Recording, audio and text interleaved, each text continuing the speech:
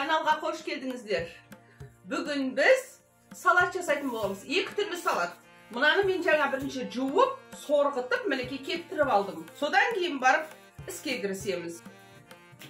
Қыздар қазір мынау жалпы брокколи деген жалпы негізінде гректерден шыққан екен. Бұны қазір бүкіл Европа және әсіресе Қытайдың спортсмендері, жалпы негізі спортсмендер көп пайдаланады екен. Спортсмендермен диета ұстап жүргендер көп пайдаланады екен. Өте дәмді қыздар. Сосын кейін брокколиді суға қайнатудың қажеті жоқ. Бұны тек қана мантаваркаға ғана. Онда бұны мантаваркаға 5 минут пен 8 минуттың арасында. Ол брокколиға байланысты. Егер брокколи жас болса, бұны сіз 5 минут, 6 минуттың ортасында ұстаңыз. Мантаваркада.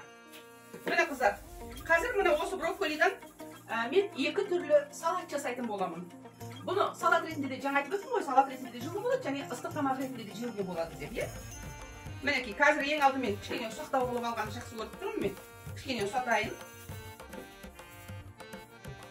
Қыздар, мен қазір жасайтын бір салатымның аты радуга деп атайды біздің ресторанда бұл салатты.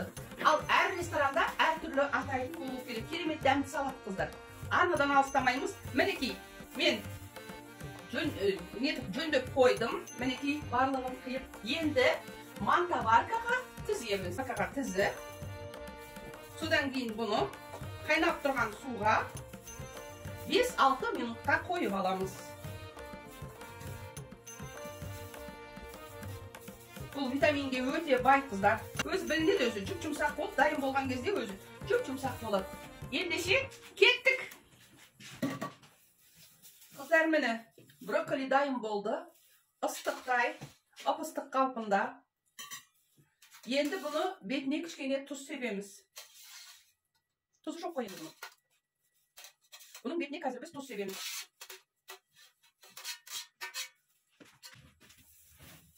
Ыстық. Бұны жалпы гарнир ретінде де қолдануға болады. Мысалы, котлетпен, как гарнир. Аздап тұз септік, араластырдық. Енді бұны сіз немен жейсіз, соған байланысты саласыз тұзын. Ыстық тамақ ретінде тарелкеге салдыңыз.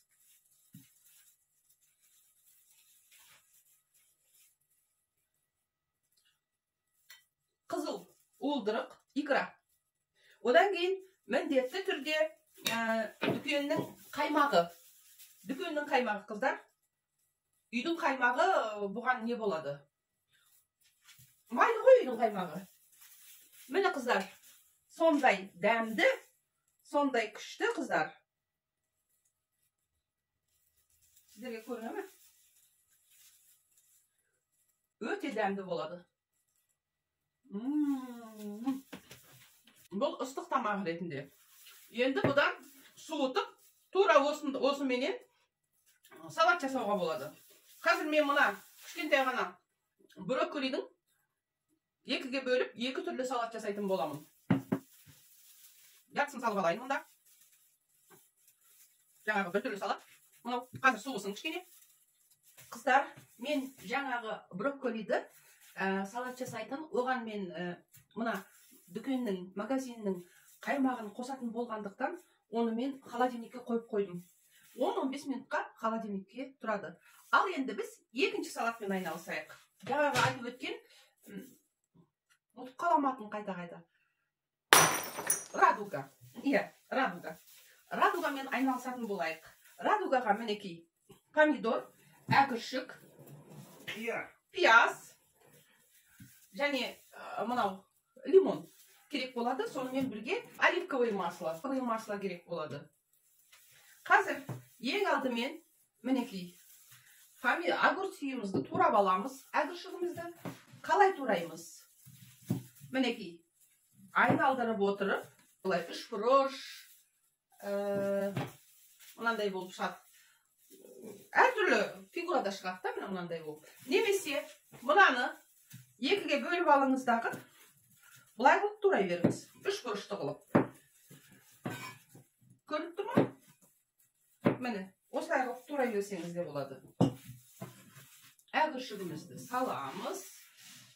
Енді помидор. Помидорды бөліп алдық. Мінекей. Бұл да 3 бұрышты етіп турайсыз. Тура жаңағы брокколи мен әгіршіктің үлкендігіндей.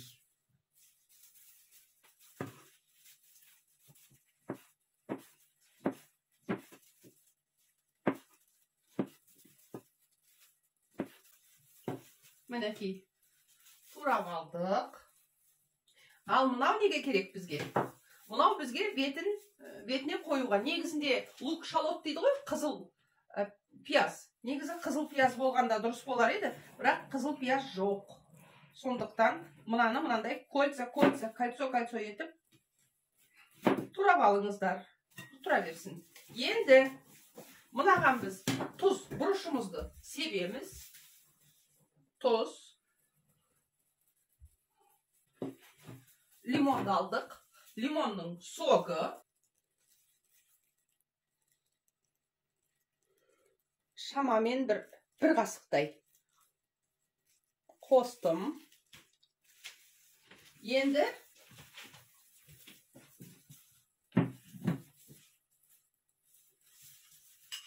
оливковое масло. Мынаны қазір араластырып болғаннан кейін бір 20-25 минутқа холодильникке қоя тұрыңыздар.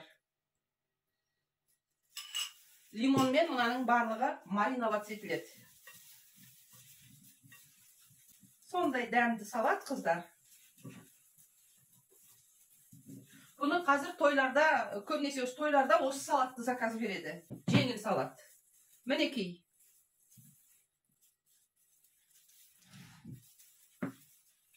Лук шалот үстінен. Қызыл пияз. Астарыңыз дәмді болсын.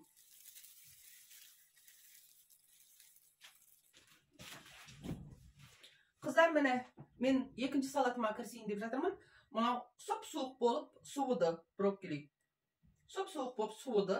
Енді осыған әншейін магазиннің қаймағын қосамыз. Дүкеннің қаймағын. Иә. Содан кейін мына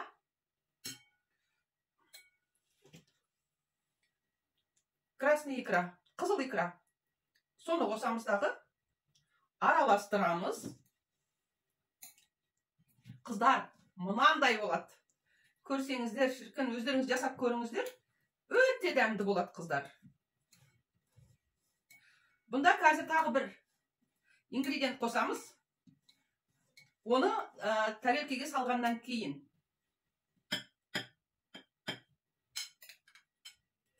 Тарелкаға салғаннан кейін жұмыртқаны бұлай 4-ке немесе 6-ға бөлеміз. Бөлеміздағы кейбір жерлеріне қойып шығамыз. Керемет дәмді, керемет ерекше салат, қыздар. Сондай көп уақыттарыңызды алмайды. Бұл елдің бәріне ұнайтын салат, қыздар. Өте дәмді салат. Салатымыз дайын. Қыздар, арнаға жазылып, кішкентай ғана қоңыраушаны баса кетіңіздер. Болашақта шығатын бүкіл видеоларға куә бола аласыздар. Жаңа жыл келе жатыр. Бастарыңыз аман, дендеріңіз сау болсын. Сіздерге әйел бақытын, ана бақытын тілеймін. Пока.